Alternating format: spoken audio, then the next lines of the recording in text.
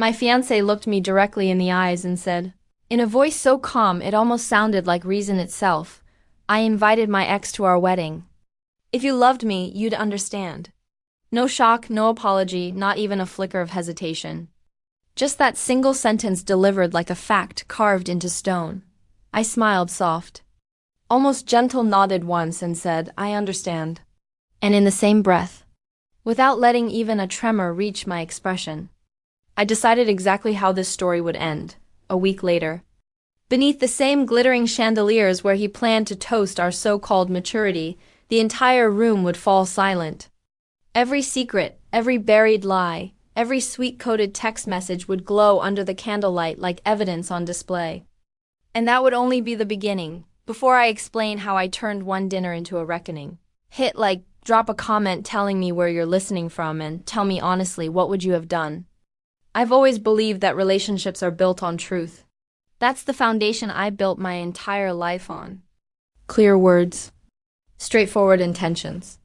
No games, no sugar-coated half-truths hidden behind polite smiles. In my career, I broker partnerships for a living real ones, where people shake hands and actually mean it. Maybe that's why Ryan caught my attention in the first place. He looked like a man who valued honesty. Clean-cut suits, a steady voice, the kind of person who always said, don't worry, I've got it under control. We met 3 years ago at a client gala. He accidentally spilled champagne on one of my folders, apologized as if he'd ruined my entire future, and then spent the rest of the night making sure I laughed. I mistook attentiveness for depth. I wasn't the only one. My mother adored him. My friends labeled him the safe bet. And I used to think safety equaled love. Lana, his ex, was a ghost I thought we'd buried long ago. She only emerged in stories, always framed in warm nostalgia. She's the one who taught me what real love looks like. He'd once said with a soft laugh. That sentence stung like a fresh cut. But I swallowed it, tucked it away like a splinter. I pretended not to feel. Our engagement unfolded like a meticulous project timeline. Venues, deposits, cake tastings. I had color-coded spreadsheets, neatly printed receipts all filed in a perfect folder. Ryan teased me for being too organized, but order made me feel safe, grounded. I didn't know it then. But that folder would become my weapon. It was an ordinary Tuesday, nothing dramatic. No storm warning when everything cracked. We were sitting in my apartment, having leftover pasta and white wine. Our phones lying between us on the table like silent observers. He was scrolling through the guest list when he said casually, oh, I invited Lana to the wedding. I froze. You what? She's married now, Clara. It would be weird not to invite her. If you loved me, you'd understand. I remember the sharp clink of my fork hitting the plate. My heart was pounding so loudly it felt like it echoed in my ears. I waited for him to laugh, to say he was kidding. He didn't. He just stared at me, like my shock was unreasonable. So I smiled. You're right. I do understand. He relaxed instantly. Believing the issue was resolved, but something inside me, something quiet and razor-sharp clicked into place. I'd spent my life believing truth always finds its way out. If he wanted maturity, I would show him the real definition. And in that moment, I knew he'd just invited his own ending for the next week. I tried to convince myself I was overreacting. Maybe this was modern love, progressive, evolved, full of enlightened gestures. That's what Ryan liked to say. You're taking it the wrong way, he murmured one morning while buttoning his shirt. It's not a big deal. I just don't want it to be awkward. We're adults, Clara. We can handle this. Adults. That word started to taste like bitterness. Every time I asked a reasonable question, he flipped it back on me. Why are you insecure? Can't you trust me? I thought you wanted someone confident about their past. It was gaslighting. So gentle it sounded almost like logic. So I played along, smiled at dinners. Nodded through guest list edits, even joked with my mother that Ryan and I were the picture of maturity. Inside, I was collecting data dates, shifts in his tone, the subtle changes in his behavior, because something didn't add up. He started keeping his phone face down, locked the bathroom door while showering, took late-night client calls and came back, smelling faintly of wine and peppermint. The signs weren't new. I just wasn't ready to admit them before. Then, one Thursday, a notification lit up his screen while he was in the shower. 2 small words, missed you no name, just a preview bubble, but my gut already knew. That night, once he fell asleep, I opened his laptop, the one sent to his phone, and there it was, messages, months of them. Lana's words. Dripping nostalgia, his replies weaving longing disguised as jokes. Remember Vermont? Those were the days, and worse, if you'd said the word. I'd never have left. I didn't cry. I just stared at the screen, feeling something metallic settle in my throat. Then I found the message that made everything fall silent inside me. Ethan's overseas next month. I could make the wedding. Her husband, the man she claimed was out of the country. Complete lie. I found him easily. Ethan Pierce, financial consultant, Chicago, not traveling anywhere. Tagged in recent posts right in the city. I stared at his photo, took a breath, and typed, "Hi, Ethan. You don't know me, but I'm engaged to Ryan Cooper." "I think there's something you should know," he responded within an hour, calm, sharp, furious beneath restraint. "We agreed to meet somewhere neutral. No drama, no shouting. Just truth. At the cafe." He looked like someone who had been manipulated in the same language I'd learned far too well. We sat. Ordered coffee. "They're not just lying to us," I said. "They're lying to each other." He nodded once. Then, "Maybe it's time we give them a night they'll remember." The week before the rehearsal dinner felt like the air before a storm. Ryan was all charm again. Flowers, soft kisses, tender words. It might have worked once, before I saw the cost of that calm. Each night, I sat at my dining table surrounded by wedding folders and burning clarity. Every vendor. Every contract. Every receipt was under my name. A small detail, but a powerful one. I highlighted it like I do for clients when something crucial needs attention. All, my best friend stopped by with takeout. "You look like you're planning a war," he said, eyeing the color-coded notes. "I'm not planning one," I answered. "I'm ending one." He blinked, then grinned. "You're terrifying when you're calm." Good. Meanwhile, Ethan and I maintained strictly professional communication. 2 people drafting justice like a legal agreement. We compared timelines. Messages, patterns. Same tone. Same manipulation. Same excuses. When Ethan confronted Lana gently, she said he was paranoid. "You're imagining things," she told him. It's harmless. Harmless, just like Fiancé. "If you loved me, you'd understand." By Thursday, the guest list was finalized. Ryan stood beside me, approving floral arrangements. His hand touched mine like everything was normal. "Lana's flying in early," he said. "I'll seat her close to us so it's not awkward." "Oh?" I asked lightly. "Where exactly?" "Table 2. Close, but not too close." "Smart," I smiled, and took note of it. Perfect view. That night, I told my mother I might arrive slightly late for the dinner. She looked up, worry in her eyes. "Are you sure you're okay, sweetheart? You seem—" "I am," I said. "Still is good." The day of the rehearsal dinner, I woke before sunrise. The world felt weightless. I ironed my black sheath dress, pinned my hair back, and wore the silver earrings I saved for major presentations, the kind that catch the light and attention. At noon, Ethan texted. "We're still on," I responded, arriving together. By 5. The plan was set. We'd walk in 30 minutes late, just long enough for them to feel safe. No yelling. No theatrics. Truth doesn't need volume, only timing. On the drive there, Ethan asked, "Are you sure you want this publicly?" I watched the city lights streak past the window. Ryan wanted an audience. Let's give him one. Glassview Manor glowed warm and golden through tall windows. Laughter floated out.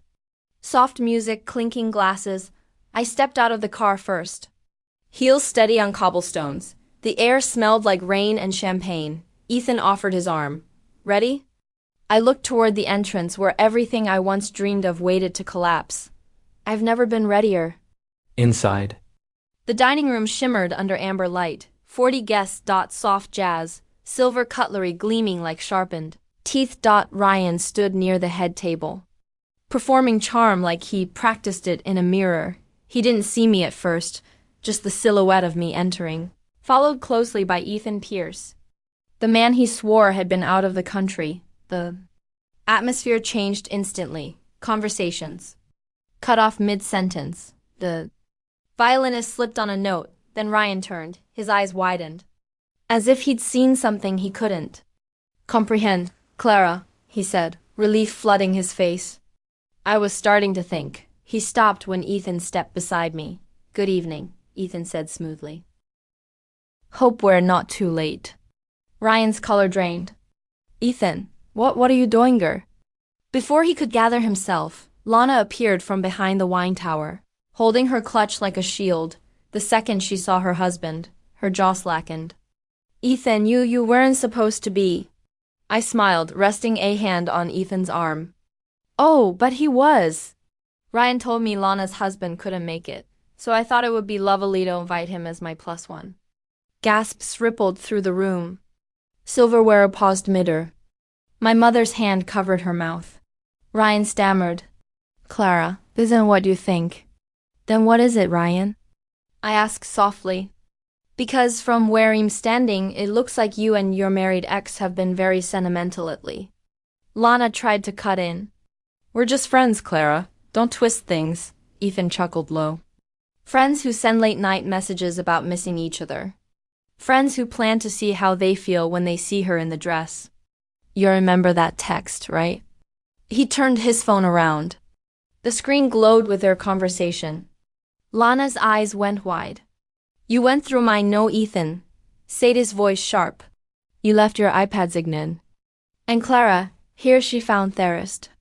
Every guest leaned closer like Theatable itself was breathing. The manager peeked in from the hall, unsure whether to intervene. Ryan's father stood abruptly. What the hell is going on? It looked straight at him. Your son invited his ex to our wedding and lied to both of us about her husband being overseas. Meanwhile, they've been playing nostalgia while we paid deposits and wrote vows. The word deposits caught Ryan off guard. He blinked. What do you mean, deposits? I reached into my purse and pulled out a neat folder, the Samione he once mocked me for keeping. It placed it gently on the table beside his wine glass. Every vendor, every check, every payment under my name. He opened at his mouth, closed it, then whispered, Clara, please don't. I said y'all wanted maturity. Remember adult-channeling things gracefully. This is mebbing an adult. Lana tried to laugh it off, but her voice cracked. You're making a scene. You're embarrassing yourselves. Ethan crossed his arms. No, Lana, for once you're entertainment.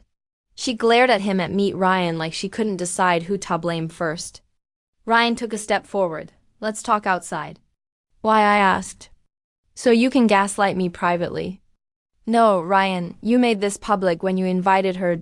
Well, finish it public. He opened at his mouth to argue, but his own mother spoke first. Ryan, please tell me this isn't true. Silence. That silence told of your own everything. I didn't shout. I didn't cry. I lifted my glass, thick crystal catching candlelight, and said, to maturity. May we all learn the difference between honesty and performance? A few people actually raised their glasses with me. Sophie, Michelson, Ethan, steady beside me. Event the violinist who resumed playing something slow and mournful. Ryan reached out again, voice cracking. Now, Clara, I made a mistake.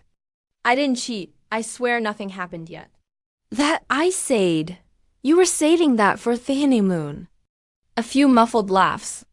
Not cruel, just the kind that breaks tension. Lana's face flushed. You can't prove anything physical. You're right, I said, pulling a printed message from the folder. But you did write this. If you give me the word, I'll stop the wedding, and Ryan replied. Let's see how I feel when I see her walk down the aisle. Theron fell utterly still. Someone dropped a fork. A candle flickered out. Ryan whispered, Clara, please. I stepped closer, close enough for him to see exactly how calm I was. I loved you, Ryan. I defended you when people said you were too polished to be real. But this, I gestured around the room. This is what you are when you think no one's watching. Ethan placed his check card on the table. Dinner's on me. Consider it techless. Lana tried to grab his arm. Ethan, don't do this here. He looked at her, his voice level. You did this here. And then he walked out. I turned to the manager hovering by the door. Could we get the bill, please? I think we're done celebrating. Ryan stood frozen, pale, sweating, watching everything unravel like a man finally realizing he'd lost control of his own story. As I passed him on the way out, I stopped long enough to whisper. You wanted everyone to see how mature we were. Congratulations. Ryan, they just did. The click of my heels echoed down the marble hall, each step lighter than Theon before. Outside, the night air was cool, almost electric. Ethan was waiting by the valet, hands in his pockets, defiant smirk tugging at his mouth. How's that for a rehearsal? He asked quietly. I smiled. Perfect run-through. The real ceremony's canceled. He nodded, offering his hand to help me into the car. For a long moment I watched the manor glowing behind us, laughter and shock still spilling through the windows. Then I said the line that would stay with me forever. Some dinners are for celebration. This one was for truth. The night after the rehearsal dinner, I lived better than I had in months. No nightmares, no second guessing, just the sound of rain tapping against the windows, washing away everything that didn't belong to me anymore. By morning my phone was chaos. Dozens of texts, missed calls, screenshots flying through group chats. Someone had filmed part of dinner. My toast, Ryan's face, Lana's denial. It was already circulating among our circle like wildfire. Ryan's mother called first, her voice trembling. Clara, this could have been private. It was private, I said, until they turned it into a performance. Then the silence stretched long enough for truth to settle in. Now at full damage control online, posting quotes about miscommunication and emotional growth. But the comment section turned fast. People didn't buy her script anymore. Ethan quietly unfollowed her, then filed for separation the next day. Ryan showed up at my apartment 3 days later. He looked smaller somehow, as if the suit didn't fit anymore. I just wanted to talk, he said softly. I know, I replied, blocking the door with my hand. But I don't. Hettried, smiling like old times. You're really walking away. I met his eyes. No, Ryan, I'm walking home. He didn't have an answer for that. He just stood there blinking before leaving down the same hallway where we once planned our future. A week later, the vendors confirmed. All the refunds under my name. The check came through. Heavy with irony, I booked a one-way ticket to Scotland. My mother hugged me at the airport and whispered, stillness. Looks good on you. On the cliffs of St. Abies, I let wind pull through my hair. The ocean stretched endless and clean. For the first time in years, I didn't feel like I was waiting for someone to choose me because I already had. I used to think love meant endurance, staying forgiving, proving I could handle whatever came my way. But love without respect is just itself eraser. Ryan taught me that, or maybe I taught myself the moment I stopped trying to earn what should have been given freely. If someone ever asks you to understand their betrayal, don't. Understanding isn't maturity. It's surrender. Now every time I see a candle-lit dinner, I remember that night at Glassview Manor, the silence, the truth, the freedom that followed. And if you've ever walked away from someone who underestimated you, you know exactly how good that silence sounds. Tell me where you are listening from and what truth you'd toast to if you could. Hit.